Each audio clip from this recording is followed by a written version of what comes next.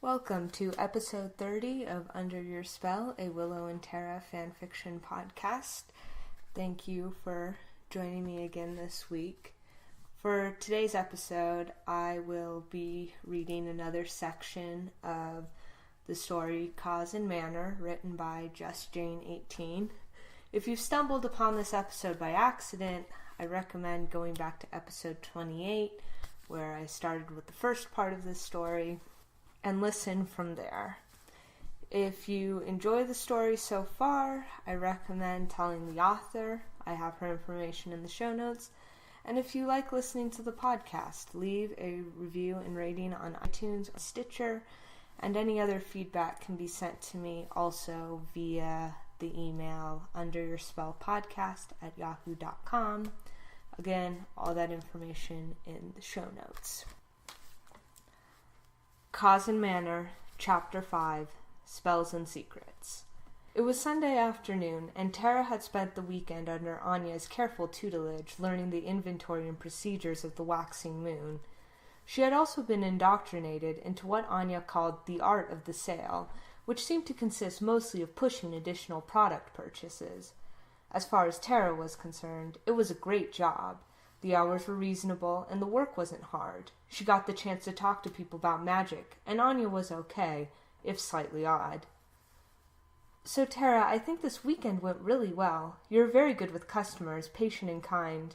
We'll just work on your closing techniques over time and how to move sale products. I'll make you a set of keys so you can open the store on your own next weekend. The phone rang, and the ex-demon answered. Waxing Moon? Oh, hi, Buffy. Yes, Tara is here. She did very well this weekend. Okay, I'll ask her. Anya put her hand over the phone. Buffy wants to know if you can stop by the firehouse on the way home. She has some news about your brother. Of course. Tara was excited to think Buffy might have found something helpful. She was also hoping to get to see Willow, who she had been dreaming about since Friday night. She had never felt such an immediate connection with someone, and was almost embarrassed at how aroused thoughts of the redhead made her. I'll bring her home with me. See you soon, Buffy. With that, Anya hung up the phone and started counting the money in the cash register for the third time. There were no more customers in the store, and it was only a half hour until closing. Anything I should do? Tara tried to ask without disturbing Anya's count. No, but it is nice that you asked. Anya stopped and gave her a startlingly strong look. You are a very nice person, aren't you? I hope you are, because Willow really likes you, and that girl has had more than her share of heartache. She said you agreed to go on a date with her. Is that right? Tara thought Anya's defense of her friend was admirable. I know you guys are close because of your past, but you should know I really like Willow, too. I wouldn't do anything to hurt her. Yes, well, Willow could take care of herself if she wanted to. After all, she's the most powerful witch in the world, Anya stated casually as she continued setting aside the bills she had counted into stacks.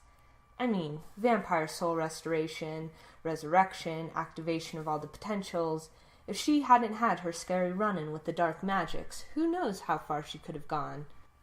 The ex-demon was gazing off into space now, bills held loosely in her hands.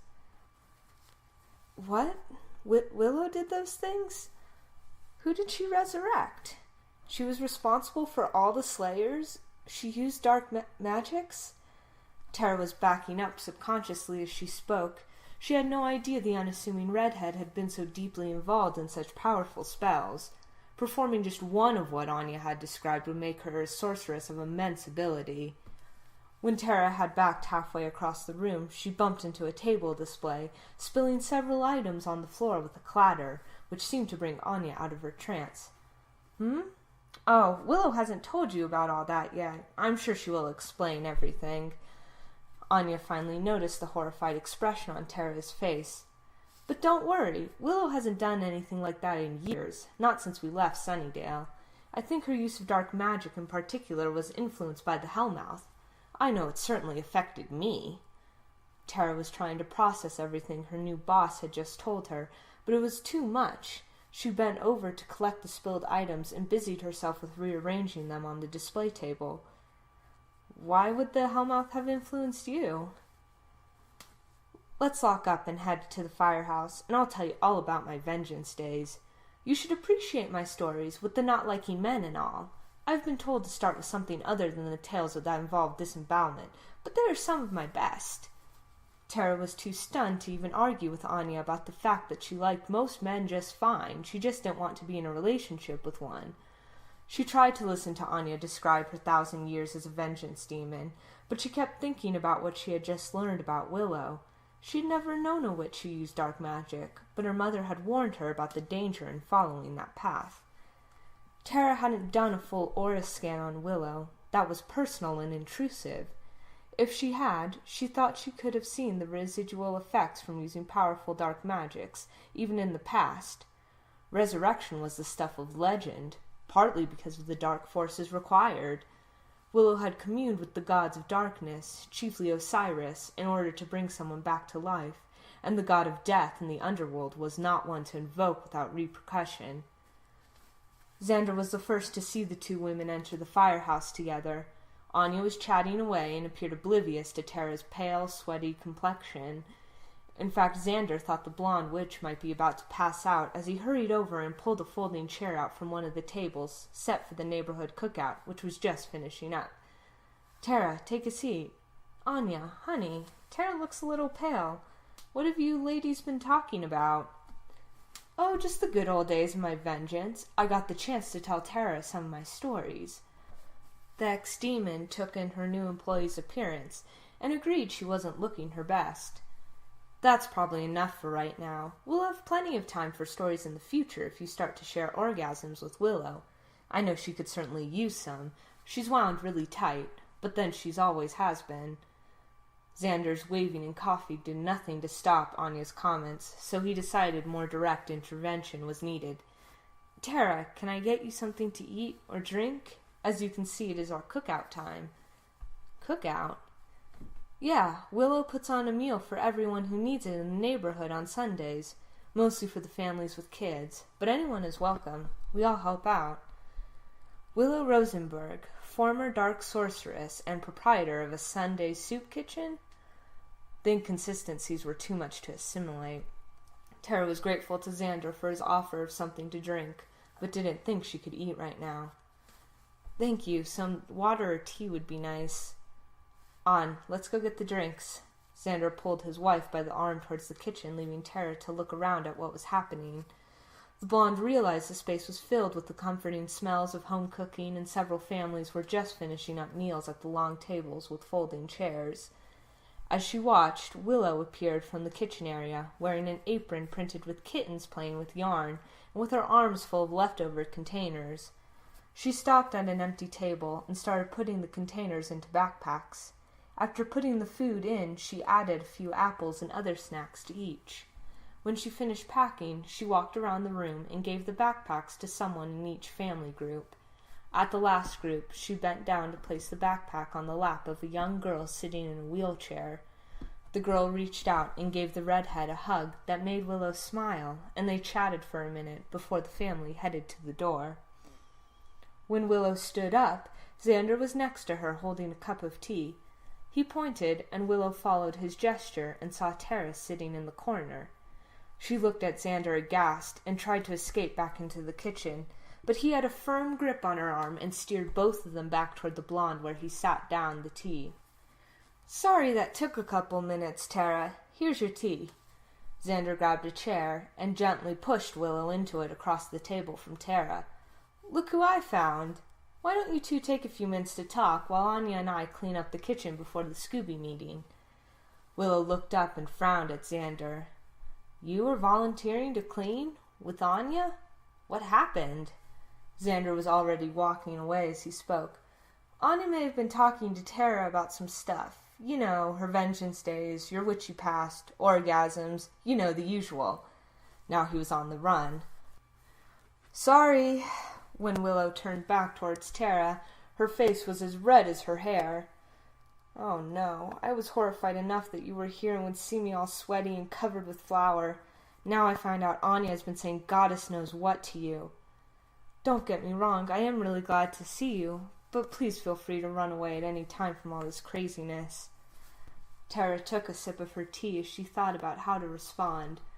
Anya's deluge of information had been a lot to take in, and she was honestly concerned about what the former vengeance demon had said about Willow's use of dark magic. But looking at the redhead in front of her, all she could see was a sweet, embarrassed woman who spent her Sundays helping her neighbors. There was a little flower dusting her hair, and her apron had what looked like gravy on it. "I'm not running away, Willow. What you are doing here is really special, and there are so many people that need this kind of help." The blonde reached over and shook a little flower from the ends of the redhead's hair.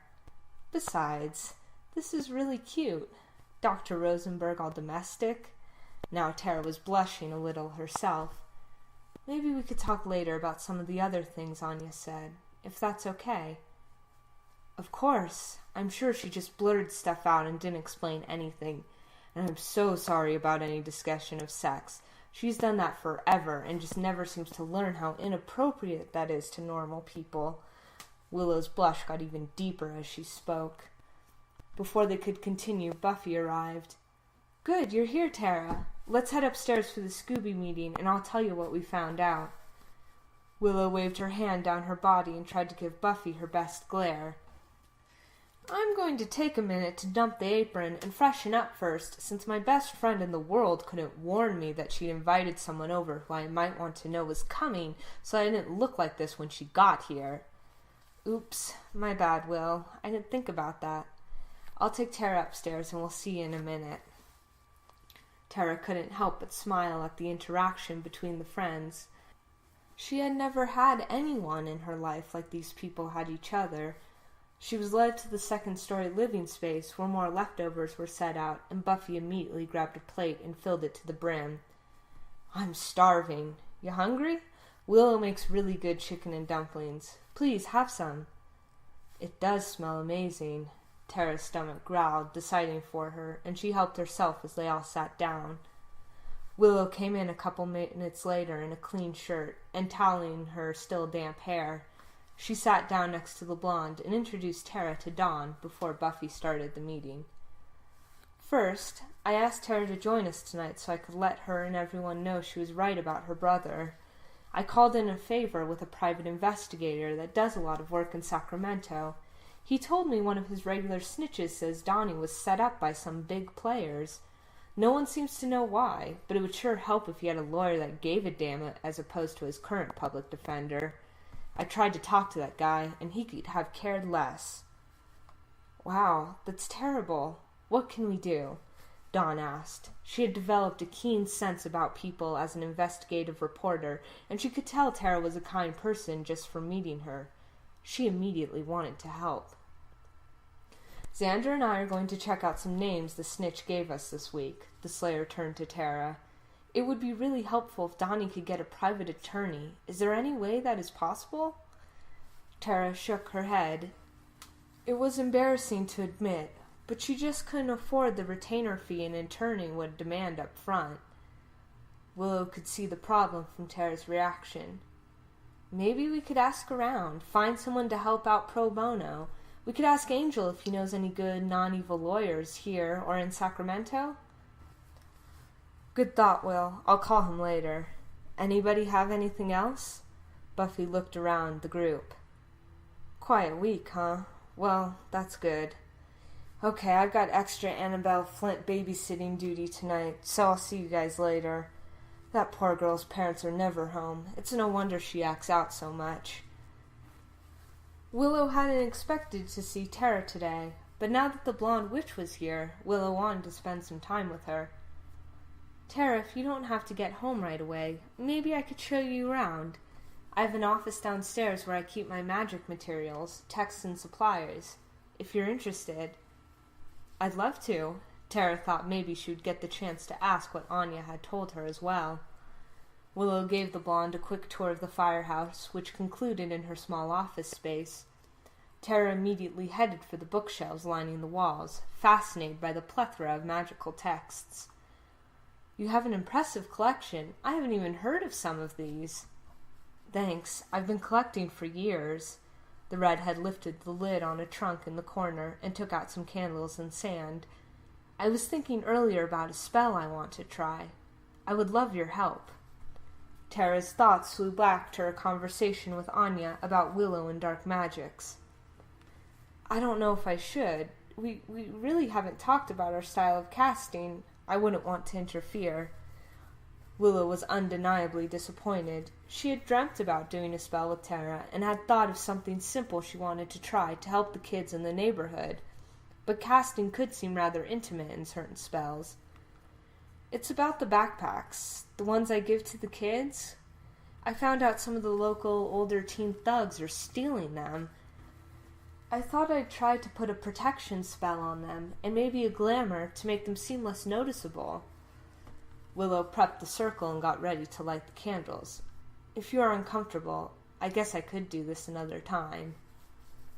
Tara felt horrible. She had become suspicious when Willow had shown nothing but kindness and generosity. Of course she was doing a light magic-based spell. Willow herself had told her she had done nothing but protection and defensive spells in a long time, and she should have trusted her. Willow's past was just that, and any explanation could certainly wait until Willow brought it up. "No, I'd love to help. What can I do?" That brought the smile back to the redhead's face, and she took Tara's hand and helped her to sit in the circle. "Make yourself comfortable. I'll do the spell. If you want, you can help stabilize the power. No pressure. I'd love to know what you think, if you can improve on it for the future." As she lit the candles and tried to relax into a meditative state, Willow knew what she had seen. Just for 1 second there had been a flash of fear on the blonde witch's face when she had asked to cast together. It was as if Tara had seen something frightening about her magic. Willow's mind took her back to the last time she'd used dark magic in a spell, back in Sunnydale, after Buffy had been shot. But Tara couldn't know about that, even with her aura reading ability. Not even Buffy and Xander knew about the darkest spell, the one she had tried to put out of her mind for over a decade. Her shoulders shuddered for a moment before she refocused on the task at hand. Calling for the power to perform her light-based spell came easily, more readily than usual. Willow wondered if that was due to the presence of the blonde witch. She felt her magic mix comfortably with Tara's, like greeting a long-lost friend. While chanting, she imbued the backpack with protection, and a small flash passed through her hand and into the small pack. Blowing out the candles and opening the circle, Tara moved to sit on the love seat, smiling. "That was beautiful, Willow, and for a good cause. You'll have to let me know how it works." Tara felt warm inside. Her brief casting with Willow had shown their magic had a deep compatibility, more than she'd ever found except with her mother. "I will," Willow finished cleaning up as Tara perused the bookshelves again. "So I made us reservations at Patrazzia's for Friday night, if that is okay." Tara had pulled an ancient history of Wicca book off the shelf to look at when Willow spoke. "Patrazzia's? Isn't that place impossible to get reservations? And expensive?" "Well, I have a good friend who is a sous chef there." Willow sat down on the love seat and motioned for Tara to join her. "Don't worry about the expense. I want to take you someplace nice for our date, unless that would make you totally uncomfortable, in which case we can get a slice of pizza on the waterfront if you want." While she spoke, Willow had worked her hand under Tara's and interlaced their fingers. "Patrazia sounds really nice." Tara liked the feel of Willow's soft hand holding hers as they relaxed on the love seat. "I'll try to look my best." Willow waved her free hand in the air. "Pfft, you've been working all day today, and you still look beautiful. Just be your always lovely self." Tara felt a wellspring of emotion building up inside her and knew what she wanted to do. She turned her body slightly to face Willow and reached up her free hand to touch the lightly freckled cheek. As her fingertips made contact, a current ran through both women, and Willow took in a breath sharply and turned to bring their faces close together. "Tara?" Tara leaned forward, inching slowly, her hand continuing to caress Willow's face, until their lips were so close she could feel their breath mixing. Then she could wait no longer to feel Willow's lips against her own, and pressed forward, and the tingly feeling of electricity moved from where her fingertips touched Willow's cheek, to their joined lips, and both women moaned at the contact. Their lips fit, molded together in softness, like clay worked by an artist into perfect form. Mouths moved together, feeling the other rightness without need or want of going further for now, just holding hands and kissing and feeling the connection grow between them. They broke apart several times and found their lips kept returning to more kisses before relenting and sitting back in the love seat, side by side, with Tara resting her head on Willow's shoulder. For several minutes they both just soaked in the emotion of the moment, neither wanting to break the link they had established. Finally, Tara shifted slightly so that she could look into Willow's eyes. "I hate to say it, but I should go before it gets too late." The redhead sighed deeply, but nodded and stood up, taking Tara up by the hands at the same time. "I don't like it at all, but you're probably right." Willow looked down and saw the book Tara had pulled off the shelf. "Do you want to borrow this to read? You are more than welcome to it." "Are you sure? It looks really interesting, but I didn't want to presume." "Please, you are more than welcome to borrow anything I have in here, any time. Besides, that just gives me another reason to see you." Willow's voice was low and flirty. "You don't need to make up excuses. I want to see you more." Tara responded in kind as she tucked the volume into her bag. "Walk me out so I can kiss you one more time at the door." "Yes, ma'am." Willow grinned as she took Tara's hand to lead her out of the firehouse. One more kiss turned into several, but eventually Willow let Tara go with another promised call to confirm their date on Friday, and watched her walk down the block until she turned the corner out of sight. And that concludes today's episode. I apologize for releasing such a short episode, but I just didn't have time to record more, so I at least was able to get out one more chapter. Thank you for listening, and once again, if you like the story, please let the author know. And if you like listening to the podcast, you can leave a rating review on iTunes or Stitcher, or contact me with feedback via underyourspellpodcast@yahoo.com. And if you haven't taken the listener survey yet, it's 4 short questions. A link to it is in the show notes. Please take time to do that as well. Next week we'll have a full-length episode, so thank you for bearing with me for this week and putting up with something that didn't even reach 30 minutes. But I hope you enjoyed it, and I appreciate you listening. So until next time, take care.